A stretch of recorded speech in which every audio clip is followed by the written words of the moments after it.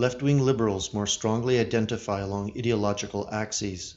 This is why, for instance, they cannot tolerate the company of those with differing worldviews, white liberal chicks being the absolute worst.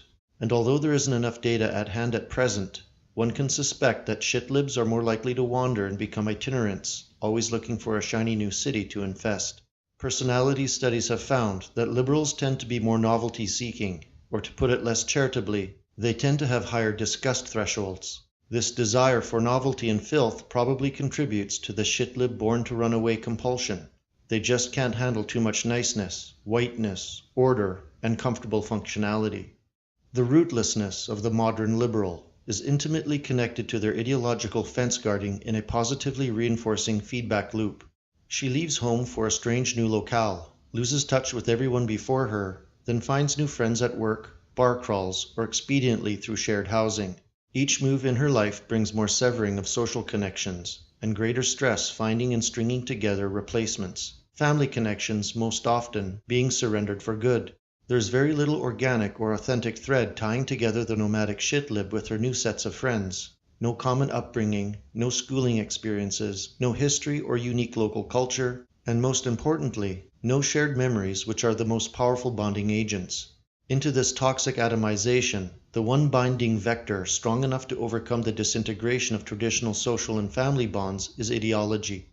A fevered, frantic, hysterical attachment to ideology becomes the substitute for natural bonds, and the liberal leans on ideological identification, in herself and in those who would be unwittingly auditioning for inclusion in her social circle, to screen for friends who will meet the lowest standard in friendship, someone who won't irritate her with an opposing viewpoint.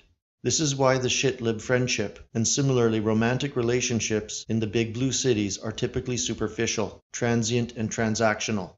The only common ground is hatred of X and how one votes.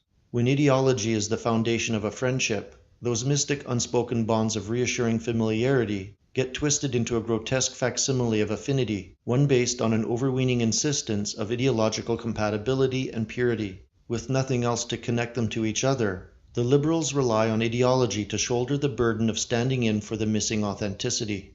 And ideology can work for a while, as a value substitute and proxy for relationship complementarity, to create and maintain relationships, which is why city chicks will stress shared values and Trump voters swipe left when poll shopping. But woe to the friend who steps out of line one day and utters a deplorable bit of crime think through the bottom of a cocktail glass. When ideology is the glue, a trivial difference of opinion on a point of order can feel like a gross betrayal.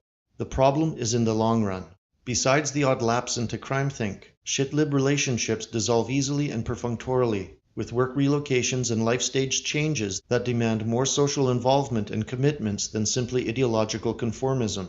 The liberal is bothered by these demands because they throw into stark relief the inauthentic nature of their friendships. What is evident to the meanly keen observer is that shitlib friendships start to take on the veneer of artifice, fraying at the edges and duct-taped by snark and late-night talk show references. The very fact that these liberals strive so hard for social authenticity prevents them from ever realizing their goal. They are their own worst frenemies. If you have to try to be cool, you aren't.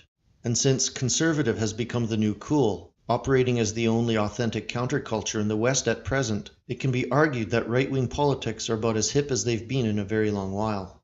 This bodes well for the younger men in the movement, for grounded mate-seeking women with European backgrounds historically attract towards risk-takers who exhibit a minimal standard of SMV, and this will undoubtedly get their honeypots wet enough to climb over the political fence and into the arms of their rightful men again. This is how the demographic divide will be retaken. Pussy hatters and carpet munchers be damned, for the god of biomechanics is now waking up from his slumber.